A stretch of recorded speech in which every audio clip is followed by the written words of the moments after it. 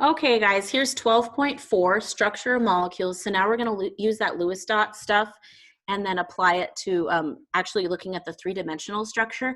This is a lesson. I'm at home and I don't have like models and you don't have models. And so if you guys want a special like Zoom session on this so I can show you some of the models and actually building them, we can totally do that. And I can also maybe find like an online resource where you can see these. So just let me know if you need more on this. But we're going to look at bond angles and structure with this and predict what the molecules look like in 3 dimensions, which is hard to do on a 3D plane from the computer, or on a 2D plane on a screen. Okay. So these are some different molecular structures that we're going to look at, and both of these figures have different ones. There are some similarities here on the 2 figures, but I put both so you could see different ones. Molecular geometric structure is that 3D arrangement of atoms in a molecule and electrons. We also have to look at the electrons and their lone pairs. They're super powerful. They look like they're invisible, but they're like powerful forces pushing atoms around in a molecule. So this 3D structure is going to depend on the number and types of atoms and the lone pairs, and that's going to determine that structure. And so here's some different structures. You can have linear, which has that bond angle of 180. You can have trigonal planar, which has a bond angle of 120. Tetrahedral, which this is in 3 dimensions. So normally you would think that maybe this would be 90 degrees, but since it's in 3D, it's 109 degrees, which is bigger because it has 3 dimensions to move around in. And then trigonal bipyramidal has some right angles and some, well, actually they're all technically right angles to each other. So it has 1, 2, 3, 4, 5 in 3 dimensions, and they're all 90 degrees, which is wild. And then octahedral has 6 things, but 8 like planes, and those are all 90. And then here's some other ones. Some of these are the same. So you have linear, which is 180. Bent is like water, and that's this angle here underneath is going to be 104.5. And then trigonal planar is 120. Trigonal pyramidal is 109. Is that on there? No. I think it's a little less than 109. And you're going to have lone pairs up here pushing that down. And then T-shaped is 90, and you again have usually 2 lone pairs pushing this down. This is hard to picture in 2D, I'm sorry. Square planar is 90 degrees, and you're going to have a lone pair out in front here and then a lone pair in the back pushing. Then this is trigonal bipyramidal, which is the same. And you can see those are all 90, which looks weird. Octahedral also has 6 atoms. This would be these 2 would be expanded octets because they have 12 shared electrons and 5 or 10. 5 pairs. Okay, so when we are drawing these and looking at their 3D structure, we call this the VSEPR model. And I don't know if I have it spelled out here. VSEPR stands for valence shell electron pair repulsion. And so we're looking at how those electrons, those lone pairs, are repelling the atoms that are bonded. And here's how we determine that. We are going to arrange these atoms so that they're minimizing repulsion. They're trying to get away from each other and arrange themselves so they're not close to each other. So it's like doing social distancing with atoms. That's funny. That was a good joke. If you have 2 pairs, they're going to get as far away from each other as possible, which is what we should be doing with social distancing. And so they would be 180. So here's that.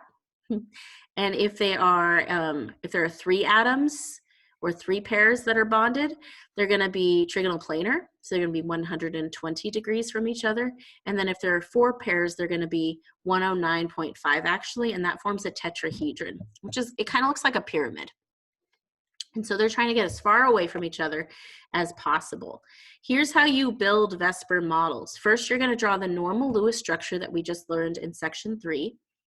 And then you're going to count these electron pairs and try to arrange them in a way that minimizes repulsion. And I did that when I was showing you section 3. I redrew some of them. If they had a lone pair that we discovered, then I redrew them to show that repulsion. And then based on that repulsion, we have to figure out where those atoms would be positioned in 3 dimensions based on pushing those electrons away. And then from that, we figure out what name, what geometry you're going to have from those terms I just gave you, all those different names. Okay, So let's do ammonia. I think we drew this one yesterday, but we'll do the same procedure.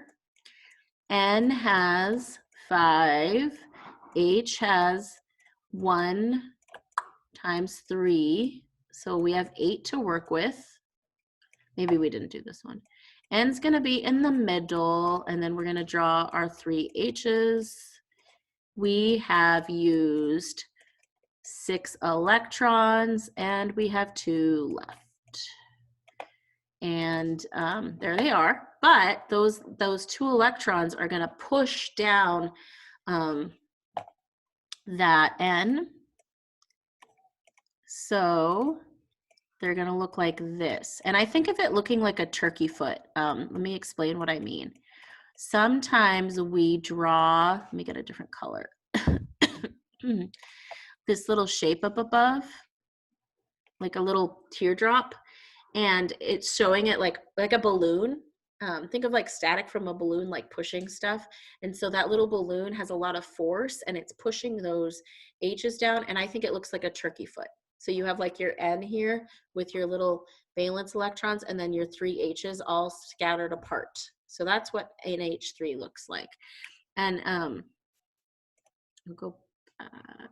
just close that. Oh gosh, it's putting it on top, sorry. If we go back to, that's super dumb, these terms here, we are looking at this trigonal pyramidal structure because we have our 2 lone pairs of electrons and then our H is being pushed down. So that's the structure. So we would write that then. We would write, if I can get back to this, and I would go ahead and write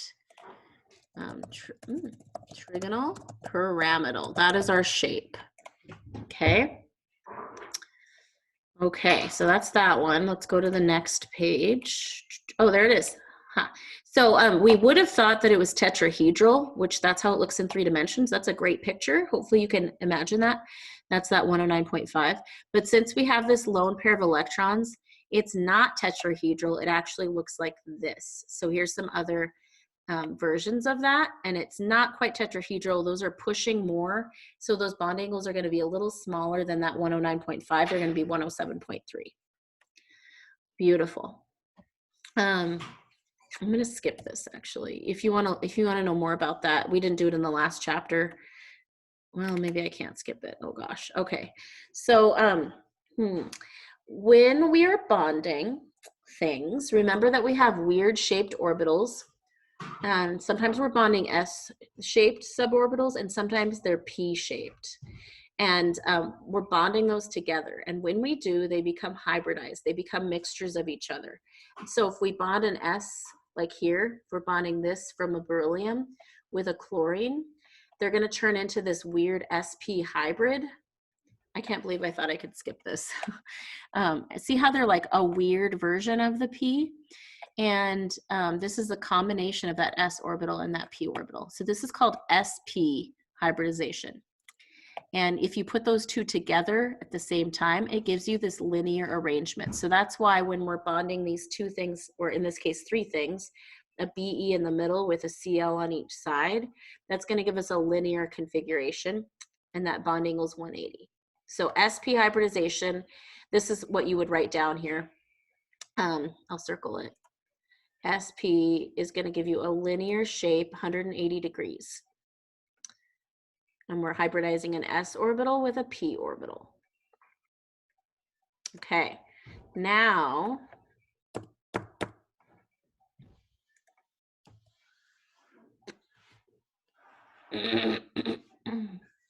if you are hybridizing an S with 2 P orbitals, so if you're bonding like a B with an H3 and you're bonding 3 things together, you're going to make 3 hybridized orbitals. So you're hybridizing the S shell with these P shells, and it's going to look like this.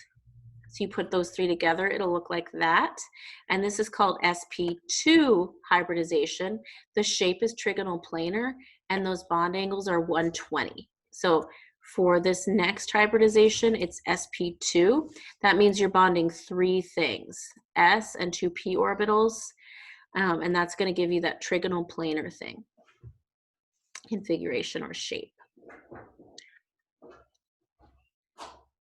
So that's what you should write down. This stuff might be confusing. You might want a Zoom session on this too. Let me know.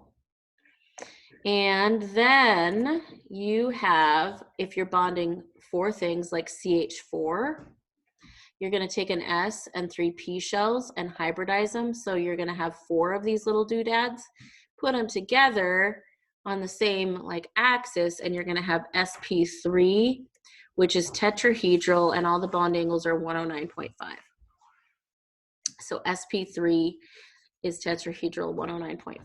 If you're super confused about these pictures, it might be fine to just memorize this.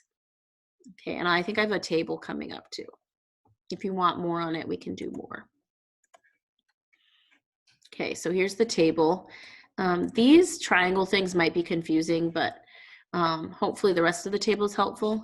So if you're bonding these 2 things to a central atom, like Be and then Cl2, that's going to be an sp configuration. There's 3 atoms here, and they're in a row, and that's 180 degrees. So that's the hybridization. So we're talking about this term hybridization here. If you're bonding 4 atoms, a central atom here with 3 things, that's going to be trigonal planar. That's sp2. Okay. And if you are bonding 5 atoms, like a C in the middle with H's, that's sp3 hybridization. So you've got like S and then 3 other things. And that's tetrahedral. And that's a bond angle of 109.5. And then we get more complicated. Trigonal bipyramidal is sp3d. Octahedral is sp3d2. Okay, so you should write these down, and you maybe just memorize them. That's the level of like knowledge we need, just so you're familiar with this. If you see it again in college, you'll be like, oh, I remember that. That's fine. Okay. And then this is not in your book. I don't think hybridized orbitals is even, hybridized orbitals isn't even in the AP Chem curriculum. I just wanted you guys to see it. And this is way beyond also what we're doing, but I wanted you to also kind of be familiar with it. It's a little scary, but not bad. So we actually have names for different types of bonds. If it's a single bond, we call it a sigma bond, and we use this symbol here, which is like, if I were to draw it by hand, it's like this little cursive O situation. And then double bonds are made from 1 sigma and 1 pi bond. And pi is literally like, the other day was Pi Day and we all missed it, but 3.14. But it's the same symbol. It doesn't mean pi, like it doesn't mean 3.14. But a double bond is 1 sigma and 1 pi, and then a triple bond is 1 sigma and 2 pi. Okay, so let's see what they actually look like. It's a little wild, but this is a sigma bond, and it's 2 s orbitals, just like head to head. That's just a sigma bond. It's head on. So here's a sigma, head on, overlapping 2 orbitals. Likewise, you can bond 2 p orbitals. So here's our dumbbell p orbitals, and you can bond those just head on, and that's a sigma bond. Okay, so those are single bonds. 2 ways we can single bond. We can do s orbitals together or p orbitals together. And we can also bond, as you probably are wondering, we can bond an s and a p. If they're head on, touching, single bond, that's a sigma bond. So we have 2 s orbitals, an s and a p, or 2 p's. They're just overlapping, hybridizing, and you have some single bonds there. And then your pi bonds are not overlapping. They're not head on. They're side by side. So if you, like, this is a great picture here. If you put 2 p orbitals side by side, those are pi bonds, and those are going to make double bonds. You're going to have a sigma bond and a pi bond, and that's a double bond. So here it is together. This orange here, those are sigma bonds. So those are 2 p shells just overlapping head on, and then you have a pi bond going on here on top of that, and that makes a double bond. So this is all of it together. Now don't freak out here. We have a sigma bond and we have one pi bond, and I know it looks like there's three things here. There's this one, that one, and that one, but this is still just a double bond. This is not a triple bond. And so this is what we're looking at. We're looking at ethylene, which is ethene, and we have these two, this double bond here, but this is still just a double bond. Okay, so your pi bond has like two regions of space. There might be one electron being shared here and one here, so that this whole purple thing is one bond. It's one part, one of those double bonds, and then the sigma bond here is another bond. So you just have two bonds there. And then, so this is, again, the same thing that we just looked at. You have your single bond, and then this green is one bond. So you have two bonds here. This is just a double bond. And this is what a triple bond looks like. So if you have a sigma, don't get freaked out. Here's your sigma bond, that's one. The blue is another bond, and the green is a third bond. So you have three bonds there. That is a triple bond. Triple bond is made of a sigma bond and then two pi bonds. There they are. And this is hydrogen cyanide, and it has your pink is your sigma bond. We're ignoring like the bonds between the H and the C. That's also a sigma bond, but that's boring. So you have your sigma bond there. Your green is a pi bond, and then your yellow is a pi bond, so that's a triple bond. Okay, and that is all from that section. So let me just see if there's example problems. Oh, stopped. Why did I do that? As the shared window is closed. That was weird. Okay, I think I'm still sharing my screen, I hope. Yeah, we need to do. Okay, let me find a blank sheet here. Maybe I'll try this one. I didn't make any blank sheets. Let me add a slide really quick. Okay, let's hop on here and we'll do, I'm on page 457 if you want to be getting that out. Page 457, and we're doing practice problem 12.6. And these are all on Classroom and on the write out, so hopefully that's easy to follow. And so we're just going to draw this, and then we're going to name the molecular structure. What is the name of that structure based on those tables? Our first one is NH4 plus. N has 5. H has 4 times 1. And then we have that, so we have 9 here. And then we're going to subtract off 1 because we have that positive charge that's going to cancel. And so that's going to give us 8. Okay, now we draw it. We got 8 to play with. Bink, bink, bink, bink. That's messy, I'm sorry. I'm drawing with my mouse and it's going fabulously. And I just used all 8 electrons. And then I'm going to put it in a bracket because it has a charge. And this shape is tetrahedral from our shapes. Hopefully you wrote those down and you're being good students, good learners. Because they're all spread out, and our bond angles between each of these, that angle is 109, whoa, 9.5. Okay. So that's what we're looking at. Okay. Now B, I think we drew this one on the other section maybe. I don't have it. You should have this in your notebook if you're following along. S has 6. O has 6 times 4, and then we have 2 extra electrons for a total of 30, I don't know, 24 plus 6, 30, so 32. I think I have done this one. Okay, I hope this isn't resonance. That's an S, not a 5. Sorry that it's being weird. Okay. And we end up with 6. Did I do my math right? 24 plus 6, yeah. Okay. What? I didn't use 24. What's happening? I only used, oh my goodness. I used 8. Silly me. Sorry. So 32 minus 8 is 24. That sounds better. And then I have 4 of these. Each of them needs 6. My S is happy, so I'm gonna just waste them. Just plop them right on, and they're gonna be golden. Okay.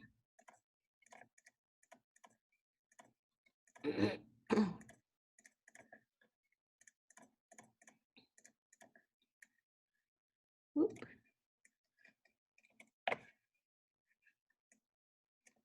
Okay. So that's that, and that little guy is also tetrahedral. What a nice little friend. This is a polyatomic ion. And this is, sorry, 109.5 bond angle also. Whoa. Okay, so that's that bond angle there. Okay. Next is C. This one I have a feeling is going to be weird. Maybe not. We'll find out. So N has 5 and F has 7 valence electrons times 3, which is 21, 26 total. And I'm going to draw it like this, assuming they're going to be like trigonal planar. I don't know yet. And I used 6 to do that. So I have 20 left. I'm going to put 1, 2, 3, 4, 5, 6, 7, 8, 9, 10, 11, 12, 13, 14, 15, 16, 17, 18. I have 2 left. But guess what? Those 2 are going to push down and turkey foot all the other ones. So what this actually looks like is this. Dink, dink, dink. It's pushing them down. And 1, 2, 3, 4, 5, 6. Those lone pair of electrons are powerful. Okay. All right, then D. We've already drawn some of these, I think. Is that right? I know we've drawn H2S. Okay, that's an S. H has 1 valence electron, and there's 2 of these. And then S has 6. So that is 8. S, boop, boop. Okay, we've used 4. Okay, and then here we have 1, 2, 3, 4 more electrons. We've used them all, and I already knew that this was going to be bent. That's like the official name for VSEPR. And this is 104.5 degrees. Okay. Chlorite we did. Mine were like, this is the right section, right? We're just doing all the same ones. Okay. So chloride has 7. Oxygen has 6 times 3 of them. And then we have 1 extra electron. Remember, we should not have an odd number. That would be weird. 18 plus 8 is 26. Yes.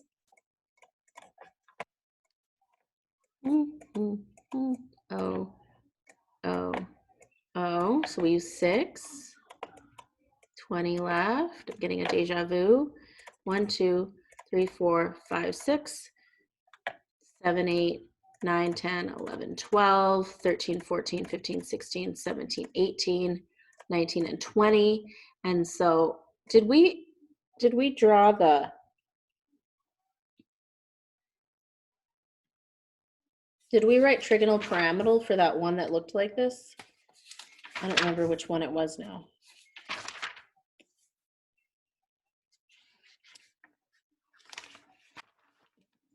I don't even think your book has like a good table of the shapes. Oh, there it is.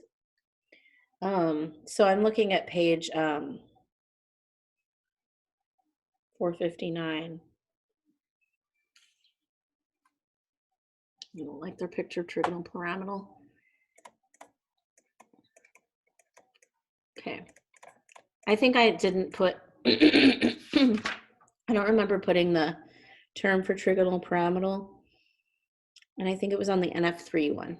So I don't, maybe I didn't put a name. That's what, oops, that's a CL. Sorry. So this one is trigonal pyramidal. Trigonal, it's hard to write little.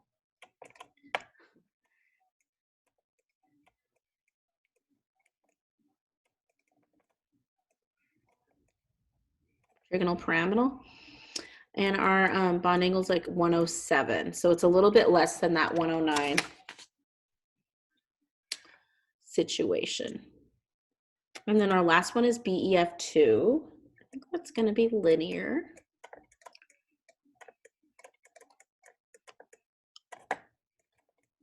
Beryllium has 2 valence electrons. It's a metal, so we're actually, this isn't covalent, this is ionic. Fluorine has 7 times 2 is 16.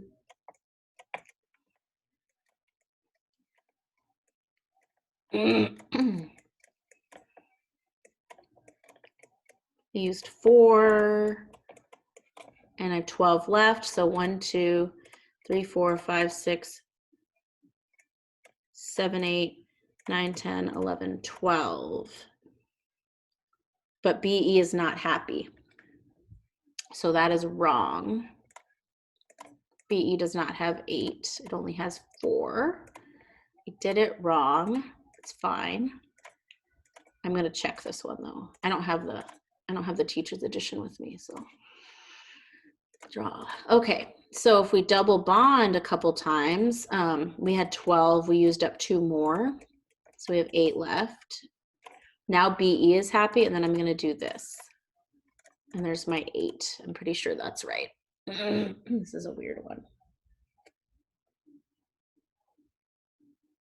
You can always Google all of these. BEF2, beryllium fluoride is a single bond. What did I do wrong? Did I count them up wrong? 16, 2, 4, 6, 8, 10, 12, 14, 16. I did something wrong. Let me erase.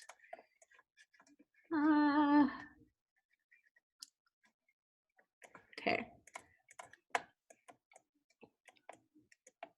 What did I do wrong? I used 4 here. Oh, wait, hold on. Oh, it's just that since this is ionic, BE doesn't need to have 8. That's why. This is a weird one. Not a very good example to have here in our covalent section, but that's the correct structure, and that's linear. So this would be linear. And this is just because it's ionic. That's why it's shaped like this, because beryllium's a metal.